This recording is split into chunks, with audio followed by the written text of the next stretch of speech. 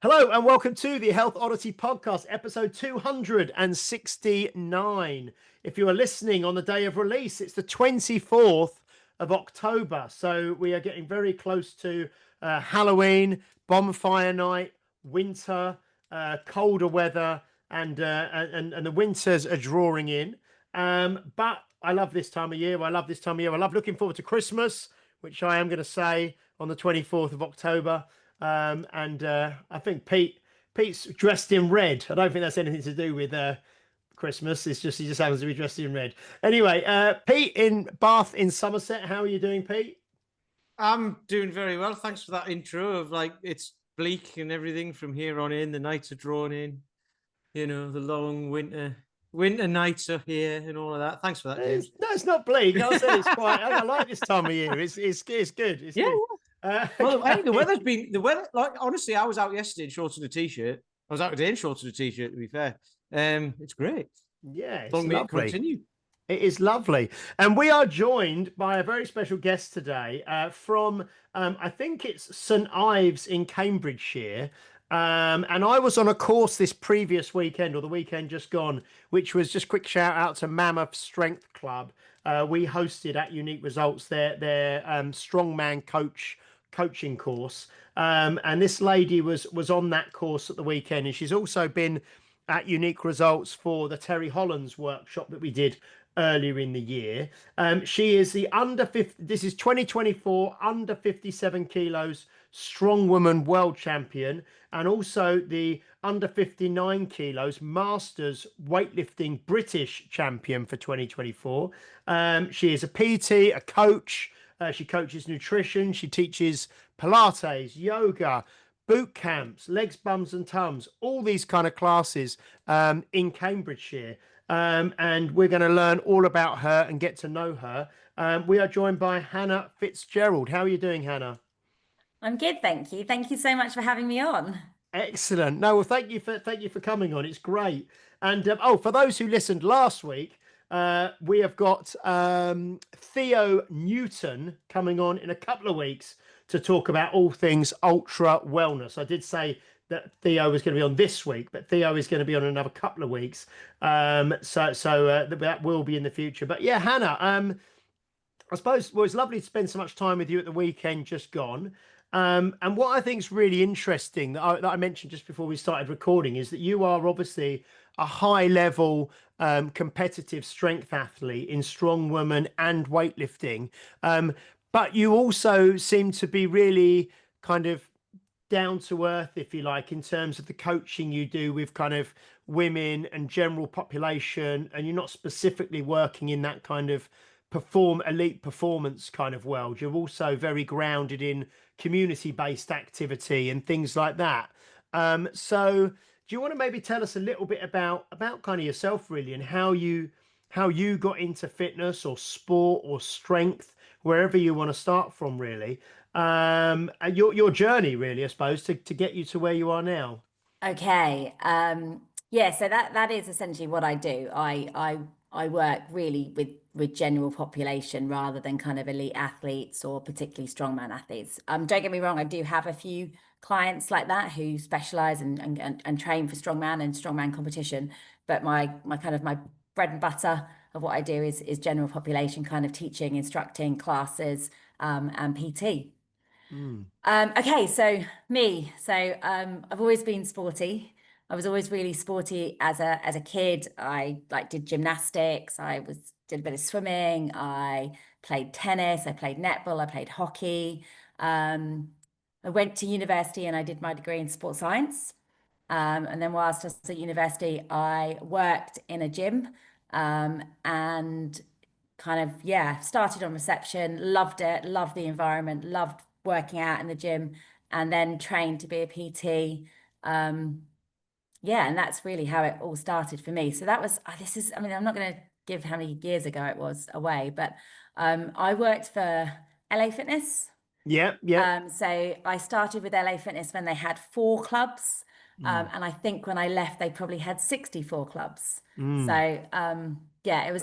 Do they still exist, LA Fitness, or are they gone under? I don't think they exist anymore. No, I I was think going to they've say, I been, don't think I've seen one for a long time, but I don't no, know. Yeah, yeah, no, okay, yeah, yeah. sold out. Yeah, so kind of worked my way up kind of through working in gyms, working in kind of club management. Went from LA Fitness to work for Holmes Place, which were then bought out by Virgin. So I spent some time with them. But the whole time that I was working kind of the more management side of the role, I was still always teaching classes. I used to do a lot of Les Mills based classes. So body pump, body attack, body combat, RPM. Yeah. And so that's always been that. So I've always kept my like hand in kind of the teaching and off the back of that, obviously my own training as well. So how did I get into strongman really, I suppose, is all the weightlifting. So I've got two lovely children. My son Jack is 10, nearly 11 now. And it was after he was born that we kind of moved from London up to Cambridgeshire. And a friend of mine had recently trained as a CrossFit coach. And she was like, Hannah, you are going to love this. You've got to do some CrossFit. I think you'll be amazing. You'll really enjoy it. So I was like, okay, I'll take your word for it. So I did. And I found like a CrossFit gym reasonably close to us in Cambridge. And I started going there. And kind of, I really did get into it. I was still doing kind of teaching like my classes whilst I was doing this, but so really got into it, loved it, and then found that the only time that I would really go was when there was a barbell class on. So if it was like a normal CrossFit class where you might have to do a bit of running or maybe some burpees, I would kind of be like, nah, not today. And I would avoid it and I would go and do something else, maybe at the gym instead. And then on the days that it was barbell training, I would go back and I would go there. And then a new gym opened in St. Ives, doesn't actually exist anymore, which was essentially more of a barbell club. And I was like, right, let's give that a go and see. And that is where I actually met my current coach, Adam. And so, yeah, I was kind of driving past this gym, Adam's gym, to go all the way to the CrossFit Center or the CrossFit box. And I was like, do you know what? This is silly. Knock that off the head. Focus on the strength work and the barbell work that you really enjoy. And so yeah, so I started doing that. Adam, my coach, is a very passionate weightlifter. He's essentially a weightlifting coach. He's an amazing athlete as well. He's competed at the English and at the British Championships. And he got me into the weightlifting festival. So I did a few kind of local gym competitions. And then I think kind of we probably had a bit of a break because COVID struck and no one was training or doing anything. And then went back into it. Yeah, straight back into the weightlifting. So just for people who are listening, when you say weightlifting, you mean like Olympic style weightlifting, so like a clean and jerk and a snatch, yeah? Is that what you're that's talking exactly about? what I mean. Yeah? So I mean Okay. Olympic weightlifting. So you have the two disciplines. We have the snatch where you have to basically bring the barbell all the way from the floor and overhead in one move. And then we have the clean and jerk, which is like two moves. So we bring it all the way from the floor and you into your kind of your front rack position. And then from front rack, you push the bar up above your head in one move and then recover to be nice and strong. So I was doing the Olympic weightlifting, did a few competitions. I got quite good at it, reasonably good at it. Won a local competition, and in that kind of local competition, which was hosted by our gym, a couple of other local gyms came along. So we obviously had a few more people taking part. And then after that, one of the other local gyms said, oh, by the way, we're hosting this powerlifting competition. Look, we brought some athletes to your gym. Maybe you could bring some athletes to our gym and you could do this powerlifting competition. And we were like, or Adam, my coach, was like, yeah, sure. And then basically no one wanted to do it. Okay. And so as a favor, I was like, I stepped up and I was like, go on, I'll give it a go. And it wasn't even a full powerlifting competition. It was just push pull. So we had a bench press and then a deadlift. And yeah, so I did that as well and managed to win that local competition. So I'm kind of one weightlifting competition in that I'd won, then one powerlifting competition in that I'd won. And then another coach at my gym, our gym, said, well, you need to make it a hat trick, Hannah. You've got weightlifting, you've done powerlifting, fancy some strongman. And I'd never, ever considered doing strongman. And I was like, well, do you know what? You find me a competition, you give me some pointers and give me a bit of training, and I'll do it. And literally the next day he came in and he was like, right, got one for you. Peterborough, this date, we've got 6 weeks, sign up. And I was like, oh, okay. And I kind of felt, well, I didn't have a choice. I'd kind of said, well, if you find me one, I'll do it. So there we were. So I did it. And did you win that as well? Yeah, I did. So I entered the masters class. So the age 40 plus women. And yeah, and I went in and I did win that. Yeah. And I loved it. And I remember every event. Yeah, and I can remember all the weights for everything as well. And I look back and I see like where that was and then how far I've come today. And I'm like, wow. But yeah. How long ago was that when you'd done that initial kind of trifecta, if you like, of comps? You know, you'd done your weightlifting, you'd done your powerlifting, you did your strongman. How long ago was that? So actually I'm thinking back, I think that was like April to July of 22. Okay, so only really 3 years ago. 3 years. So I'm quite ago. new into, obviously I'd competed as a weightlifter prior to that, but actually kind of the more serious side of the competition, really I've only been doing it for 3 years. So then it kind of snowballed. I am quite a petite person. And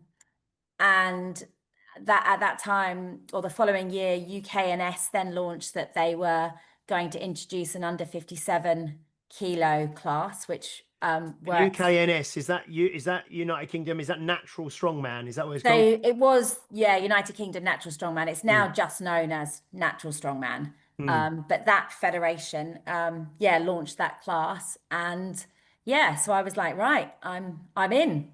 I did the regionals, think in 2023, then went to, I'm going to say to nationals, which was in Ireland, then went to worlds in Scotland. I think I came third and third in both of those competitions. And then as you do, you kind of sit down after all that and you do a review and you go, right, what are we going to do next year? Are we going to take this seriously and do this all again? And Adam, my coach, and I sat down and we were like, right, goals.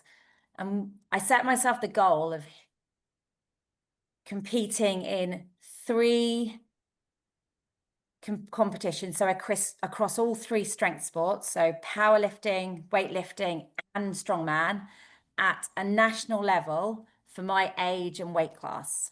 And that was the goal, was to get qualified and do all those 3 competitions. And yeah, it was hard, but we did it. So 2024 then saw me, I'm going to get this in the right order. I think the first one I did was, I'm going to say it was the powerlifting. I came 5th in the M1 British Masters Championships. And that was all 3 events. That was the squat as well, was it? So that was all 3. So that was SBD, so squat, bench, deadlift. So you get 3 attempts at your heaviest squat, 3 attempts at your heaviest bench, 3 attempts at your heaviest deadlift. And going into that competition, it was the second powerlifting competition I'd ever done. So I felt like a complete fraud, like turning up and being like, oh yeah, I'm just a kind of a bit of a weightlifter, do a bit of strongman, thought I'd have a go at powerlifting, and yeah, here I am, national championships. But it was great. So I came 5th in that one. We then, I think, went on to do, I'm going to say the UKNS again, or Natural Strongman Nationals, where I think I came 2nd. I did the British Weightlifting Championships, which I then won. Went on to win Natural Strong Worlds under 57 kilos. Again, I won, which was amazing. And where was that? Where was that one? That wasn't. That was in Ireland, so that was in Galway. Okay. Again. So Galway is like, I'm going to say it's the home of Natural Strongman. It's where kind of Matty is based, and he's kind of the head of that federation. So I've been over to Ireland, to Galway, for a couple of competitions over there. And just for people who are listening, because I mean, we don't want to assume that people know, but kind of natural strongman, natural strong woman is where you're training and you're lifting and you're not taking any kind of performance enhancing kind of drugs, really. You know, it's kind of it's kind of a separate, where everyone's natural doing it without any drugs and that sort of thing. You know, yeah. Yeah. And you have to undergo drugs tests as well. So yeah, you Yeah. kind of follow like, I suppose, like the same as powerlifting and weightlifting, like the WADA kind of drugs controls. So yeah, so went on to, and then at the end of the year, I think I then won the English weightlifting championships as well. So it was quite a big year. And then have you been out as well to the Arnolds? Have you competed out at the Arnolds? Because Yeah, I so saw on I've your done the Arnolds Instagram, twice obviously now. you posing in front of the famous Arnold statue out in Columbus, Ohio. I don't know if you can see, I've got the t-shirt on. Oh yeah, yeah, yeah. Brilliant. So you competed out in the Arnolds out in Ohio as well? Yeah, so I've done the Arnolds twice. So I did the Arnolds earlier this year, placing second, and then I did the Arnolds last year as well, placing third. So they also do. So there's only two federations in, I suppose, the world that actually offer my weight class. So under 57 or under 125 pounds. So the Arnold's federation is all Strongman Corp, isn't it? That runs it. They do, and obviously Natural Strongman does as well. So so yeah, so I've been out. So in like the OSG and stuff, the official strongman games, they don't have that category in there, no? Not yet. No. I mean, I'd like to be hopeful that as the sport grows and, you know, and progresses and more people are kind of taking part, that they will open that up. What's the lightest they do? Like under 73 or something, is it? Or Under 64s. oh, 64s they do. Okay. Yeah, And you're 50 under sort of, and you're sort of more like 57, 59s if they had something like that. Yeah. Yeah. Okay. So I kind of sit quite comfortably between 58 and 59 kilos. So I have a little dip into competing at under 57s. Yeah. Yeah. But yeah, so it's, So and the under 64s would just be you're not, you know, you could enter it, but you'd need to, you know, you could put quite a lot of weight on and it maybe wouldn't suit you. I think in order to be as competitive as I would like to be, I would either need to, put a little bit of weight on and get a little bit stronger. But yeah, I would need to, because you find as well, typically a lot of the girls will cut into their weight class. So they'll come down from kind of above 64. And then I'm kind of feel like I'm giving away almost 10 kilos in weight, which is, that's quite a lot when you only weigh, you know, 57 kilos anyway. That's quite a lot of weight to give away. Yeah. But no, I'm hopeful. Next year, at the beginning of next year, sees Unbreakable Promotions do their first England's Strongest Woman for my weight class at under 57 kilos. So if enough of us get behind that and sign up and we put on a good show, then fingers crossed going into the future, we will see some growth there.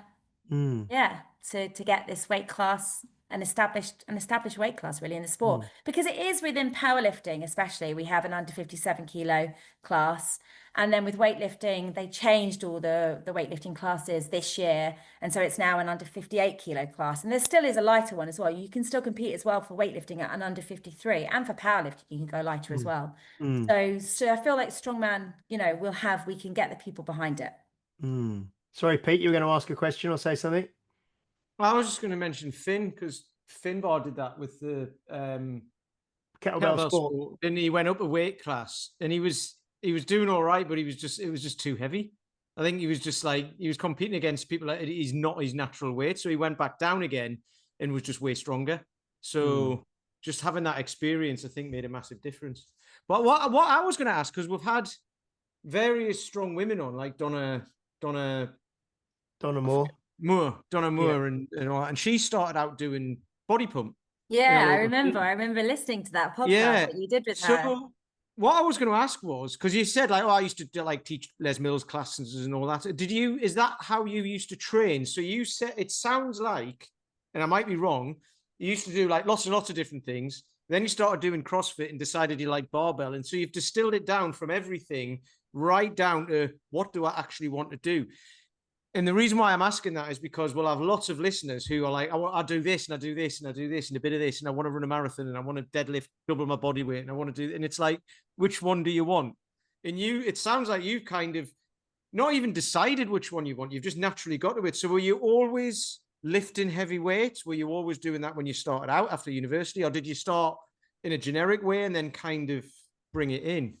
Yeah, I mean, I think I've done over time. I mean, I've done a bit of everything. Like I've gone through, like, I'm going to say, a running phase where I've done 5Ks, 10Ks. I've done a few half marathons. Um, I've done a few triathlons as well. I've done a few like cycling sportifs, so kind of like 50, 60 mile races as well. Um, I think I very much go through phases with my training where I like to I enjoy something, I like to do it. I like to do it really well. And I will put the time and the effort in to get, to get quite good at something. And then, yeah, and then I think I'm ready for the next thing. Mm. So, Because it's like when we've had Dan John on before, he talks a lot about like when you're young, or I suppose it doesn't matter what age you are, but expose yourself to as many different sports and as many different modalities of training as you can. Because unless you try things, you're never really going to find out what you're good at or what you have a natural leaning towards, yeah. And it probably seems that you've done lots of things, and like you say, you've done running, you've done cycling, you've done triathlon. But would it be fair to say, did you naturally kind of lean more towards, are you better at strength sports than you were at those? I mean, would you be going to a triathlon event and podiuming or getting, or were you doing it because you enjoyed it, or were you very, very good at that as well when you kind of had to decide which one you spent more time on? I am the type of person who wouldn't enter. That's just going to sound really awful, but wouldn't really think, oh yeah, I'm going to do a race and I'm going to enter this unless I thought I actually had a really good chance of winning it. I'm incredibly competitive. I'm not going to lie. I'm incredibly competitive. Yeah, and so unless I thought I could be like half decent at something, and be like a competitor, I suppose is the right thing, I would wait until I'd done the training and done the work and put the time in to be at a decent level before I then went, right, I'm gonna So do you this. wouldn't Have just you got? do an event for fun, as it were. You wouldn't just go and do something for the fun of doing it. It's almost like, well, I want to know that I'm going to maybe come like top 10, or I'm Win. going to, you know what I mean? You want to be, is that right? No, I would absolutely like, because I mean, I wouldn't do this stuff if I didn't enjoy it more than anything else. Yeah, But yeah, yeah, but yeah, I am an incredibly competitive person. yeah. So I've got this image of you on like kids sports day, and it's the parents event. And you're like, if it's not powerlifting, I'm not doing it. Introduce powerlifting, and I'll have a go. I would back myself for winning the 100-meter race. Don't worry, at Parents' Day. Fair Have enough. you seen, there was a video I saw just a couple of weeks ago, and I think it's probably in America, but it's like a former like Olympic sort of sprinter, like a female, and she's at like the school sports day, and literally, she doesn't hold back at all. It's like, right, go, and if it's 100 meters, she's probably 50 meters ahead of the next person. She just goes like it's like an Olympic event. It's Did you Yeah. see the thing that Peter Crouch did over? It was like during lockdown. He had a show on BBC, didn't he? And it was basically every week there was Fast Dad, because Peter Crouch was in a 100-meter race or something at his kid's sports day, and he got beaten by this fella. Right. okay. So he was gutted, and this fella was like a pilot, and he was one of the dads at school. So every week they got him on, and him and Peter Crouch had like a competition in like in throwing or anything, just to see who was Brilliant. best. Brilliant, absolutely brilliant. I love that. So Hannah, in terms of your training, you're incredibly successful, and you've got this kind of niche, like Pete said, you started with a wide funnel and you've kind of niched down, and now this, at the moment, at this stage in life, you're competing, like powerlifting, weightlifting, strongwoman as well. But like you say, or like we said when we introduced you, you still teach things like Pilates, yoga, Barre, which is kind of like ballet kind of Ballet, yeah. based exercise, in it, like legs, bums and tums, boot camps and stuff. So the majority of the people that you train, and is St Ives, is it a village? Is it a town? What It's a kind of? town. It's a town near Just a Cambridge, small yeah. town. Okay, so the most of your clients that you look after, are they predominantly women that you train, or is it a mixture of male and female, or predominantly women, do you say? It is a bit of a mix. It depends what I'm kind of coaching or what I'm teaching. You typically don't get that many men that come to ballet, fitness, or to legs, tums, and bums, if I'm honest. Yes, Uh, yeah. but my yoga sessions are a good mix of men and women. I also have my own boot camp that I run. I live in a little village just outside of St Ives, and I run my own boot camp there, and that's quite a nice mix as well of men and women who come along. And And is then that I all year? do, Is that all year round? Is it outdoors? yeah, outdoors Yeah. all year round, doesn't matter. Rain, snow, we'll be there in the hurricanes. Okay. Very rarely do we retreat inside, and I don't think I've ever cancelled a session because of the weather. Okay. So Okay. Yeah, we are there Pete teaches outside as well, don't you, Pete? Down in Bath, yeah. Absolutely, best always. way. I haven't had to cancel a session because of the weather until we were halfway through, because we were in a park and there was a massive storm and there was this tree that looked a bit dodgy. But the guys looked at me and they were like, "Can we go home?" And I was like, "Yeah." Danger of death's a different thing, but that was the only ever time in like 10 years. So that's been great. And I also work at or the gym I work at predominantly is Nova Performance, which we do strongman, powerlifting, and weightlifting, and I coach strongman there as well. So Yeah. and that's a good mix of men and women in our team. So Excellent. what do you do in your spare time? Yeah. Don't. I've got to ask as well, because I was looking through your Instagram and stuff earlier, and I know that you do all of this stuff in terms of your own training and your work, and then it said you've got like 2 kids, a husband, 1 dog, 2 cats, and 3 chickens as well. Yeah. So Yeah. I have all. Yeah, it's busy, and you have I do also you get I eggs from have. do you get eggs from your chickens? Yeah, Yeah. I've got they're really little, my chickens. So we get very little eggs. And they Okay. are still laying. I'm surprised actually, because as it gets colder, they tend not to lay. But yeah, no, I Are you sure they're not quails? Yeah, but it's about that kind of size, the eggs that I get. 'Cause they're only little bantams. So we get like these little quail's eggs almost. That exactly that kind of size. They're really small. Yeah, no, our life is incredibly busy. Like both my children as well are both super sporty.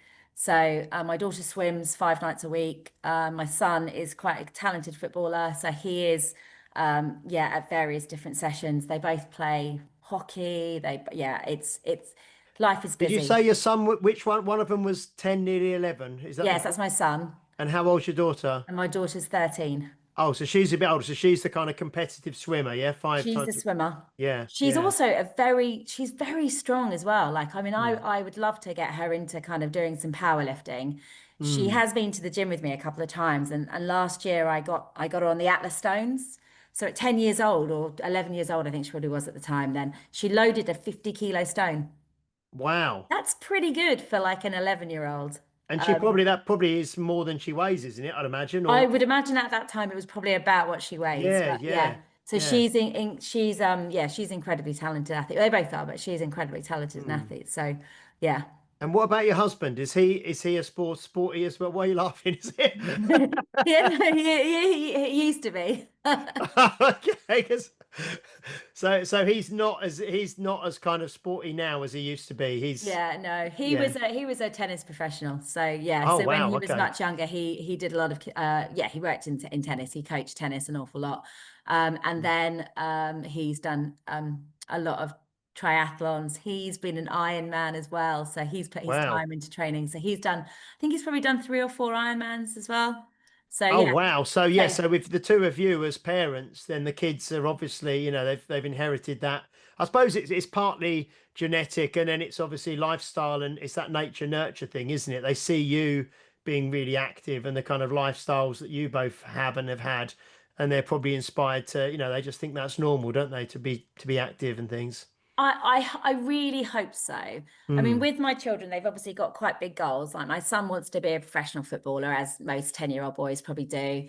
And, you know, my daughter's like, yeah, I'm going to swim at the Olympics when I'm older. And I'm just like, do you know what? One thing I wanted to do is really show them that if you really put the work in, that's actually possible. Because like, yeah, like they've seen how hard I've worked, and not just trained in the gym, but everything else that goes into it, you know, I'm going to say the active rest, the recovery, the nutrition, the whole spectrum of what goes into kind of, I'm going to say, making a world champion. Because I've done it, I've been there, and I want to be that example of that you can be anything that you want to be. And if you want to be world champion and you work hard at it, you will be. Oh, it's fantastic. Yeah, it's really, really good to have that. Well, like you say, to pass that on to your kids and then to be so encouraging of it as well. Because I know it's hard. I mean, most people think my kids go swimming like once a week, you know what I mean? And it's like, but for if she's going 5 times a week after school, is there a pool that's fairly close to you, or is it a bit of a drive, or? No, there is a local pool in St Ives. So Oh, she swims excellent. for St Ives Swim Club, Yeah. and for school as well, actually. She's at a school gala this afternoon. Oh, So wow. yeah. Okay. Excellent. And in terms of your coaching, you know, like when did that really kind of kick off that I know you mentioned, you know, you were obviously did sports science degree kind of years ago, I presume, you know, when you know, Thanks. well, no, no, I don't. Sorry. No, I just mean the three of us. Look at Pete, head in hands. James has at least one of these per episode, so don't take it personally. No, I mean the three of us, we're all the same sort of age, you know what I mean? So yeah. But you know, so you did that. What age were you when you went? Did you go into kind of coaching and you said working in the gym reception and stuff from like in your early 20s or something? You kind of you've always been in the fitness industry your whole working life, really? Yeah, pretty much. So I went kind of, working when I was at university as my part-time job, working in reception, and then qualified as an instructor and kind of starting working as a PT. And then even as I kind of worked my way through the gym chain up to kind of club management, I then still taught classes. Didn't do as much personal training. I had a few years out actually. I think you're a bit of a snowboarder as well, aren't you? I Yeah, so tried I to did be, take yeah. a few years out where I did a few seasons back to back in Europe, Oh, and then because you mentioned being in New like Zealand. a chalet person, did you as well? Yeah, we had that, Yeah, didn't we, the weekend? Right, yeah. Yeah, yeah. so I did a season chalet hosting. And then I'm a qualified snowboard instructor as well. So Oh, yeah. yeah. Of Just course you another are. thing, like Pete's like, yeah, just another thing, yeah. So yeah, so I had a few years just kind of going northern hemisphere, southern hemisphere, northern hemisphere again, with doing that. And then kind of went back into working in the gyms. And then it was after I had my children that then I didn't go back to full-time work. And then I kind of started to fit all my work around the kids. That's when I went back into kind of doing more classes and personal training. And so I want to say almost like back to the floor, back into the proper like doing the work rather than managing the work. And I loved it. I loved it so much. And I've stayed with that the whole time since then, and Excellent. just kind of grown my business, really moving up to Cambridge, then just slowly picking up clients. And working kind of as I've kind of obviously developed as an athlete, kind of realized what I'm interested in, and, you know, worked on my own nutrition, and then, you know, shared that with people to run some kind of nutrition work and some, I suppose I how to fat loss for women, really, I suppose, is what I work with. I work with women who want to lose weight, who want to do it in a safe way and want to keep the weight off. No, actually, I was going to ask about that, about the nutrition stuff. Is that something that you do as a kind of a complimentary service to the people that you do physical training for, or do you sometimes actually work with people kind of on the nutrition stuff on its own or first, and then maybe they migrate to doing some physical stuff as well, or how does that tend to work?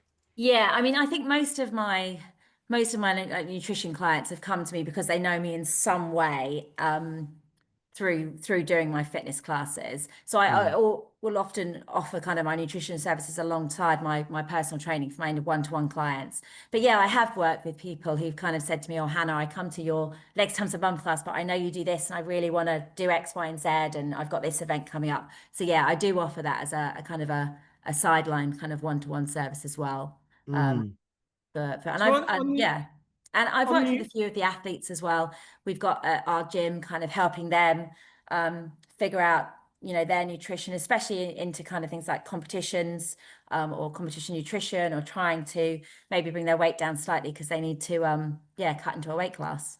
Mm.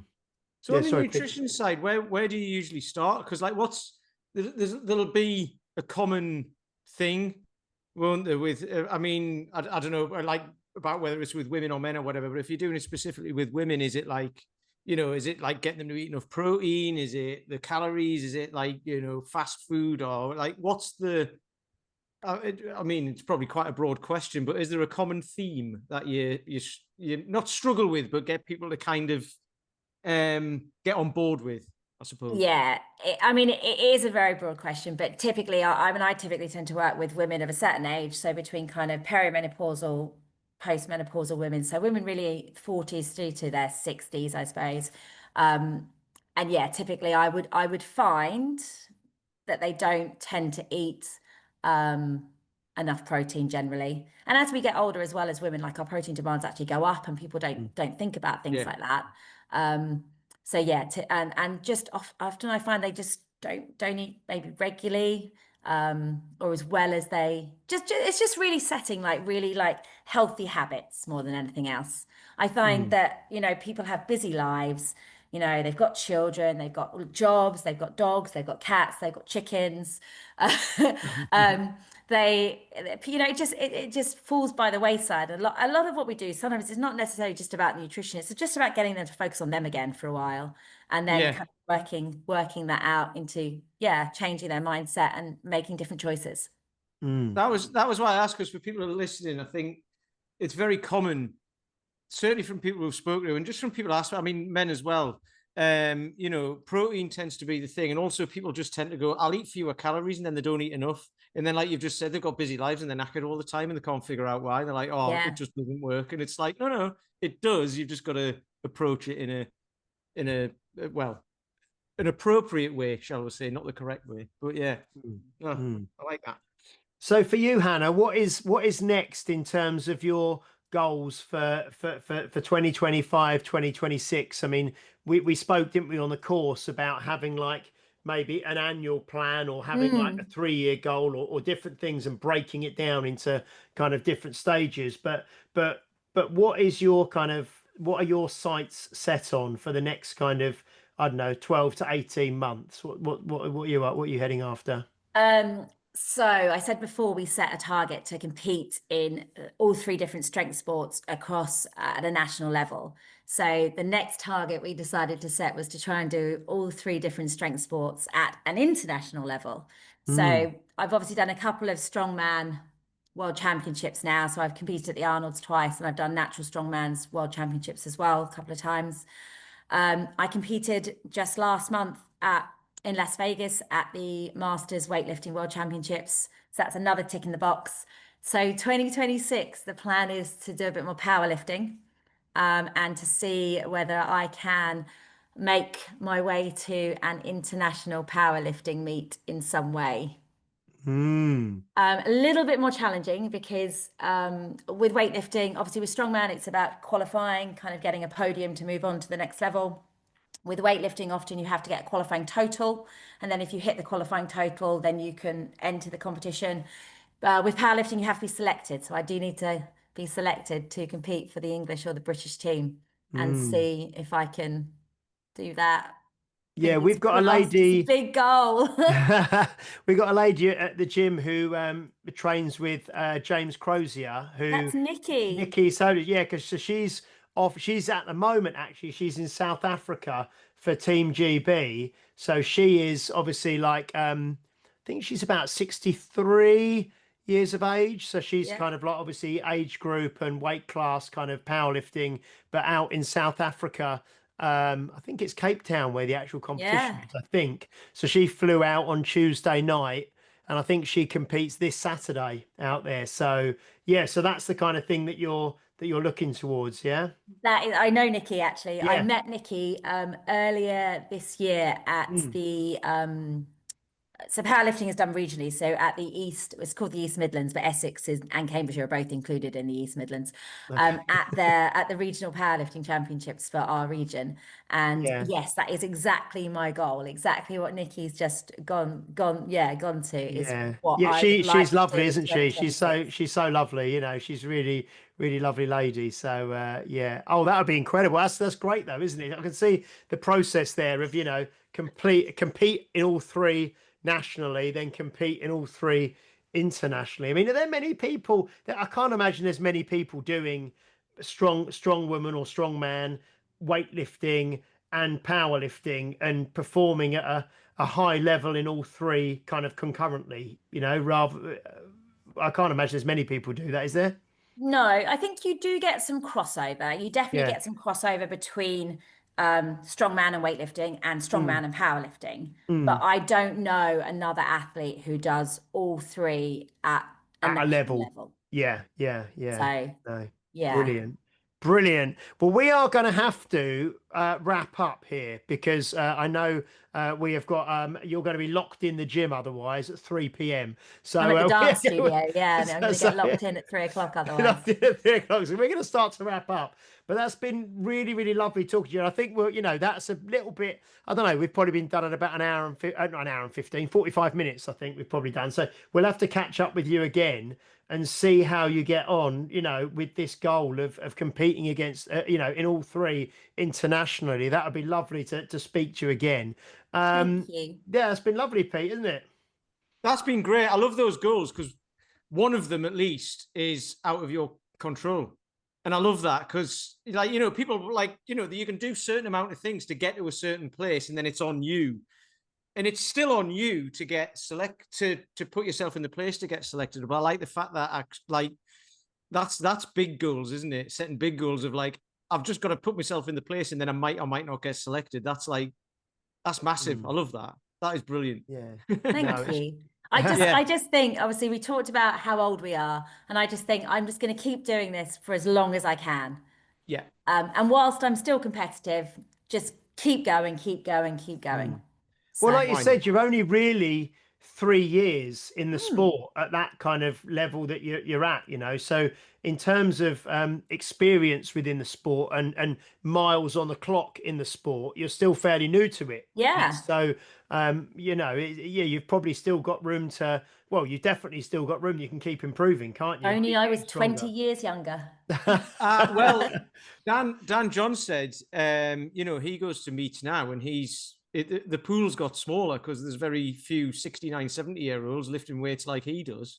Yeah. Mm, I mean, I think, you know, for the sports I do, so for weightlifting, powerlifting, obviously it is age appropriate. I'm competing against women who are the same age and the same weight class as me. Strongman isn't. Strongman, I'm up against the kids. mm. You know, I can remember standing on a podium with two other girls and being literally like, okay, I am actually old enough to be your mum. You could be my daughters. Yeah. Oh, brilliant. Thank you so well, thank you so much, Hannah, for Thank making you. the time. And it's been really lovely talking to you. And like I say, we definitely will, you know, keep connected and talk to you again and see how this progresses for you. Because it's yeah, it's inspiring and it's yeah, really interesting as well. So thank you everybody for watching, listening. Please do like, share, subscribe, leave a review if you're watching or listening on a platform that allows you to do so, especially if you're on Apple Podcasts. And I'm also going to start saying now, if you're listening on Spotify, I don't think you can leave us a written review, but give us 5 stars on Spotify if you're listening on Spotify as well. And if you don't yet subscribe on YouTube, do that for us as well. We will be back next week. Not 100% sure who our guests will be next week. I think it's 2 weeks' time we will be having Theo Newton on, so we may have a surprise guest next week for you as well. But thank you so much, Hannah. Thank you. Brilliant. Thank you so much, Peter Lance. You're welcome. You're welcome. And we will see you next week for episode 270. Until then, bye-bye.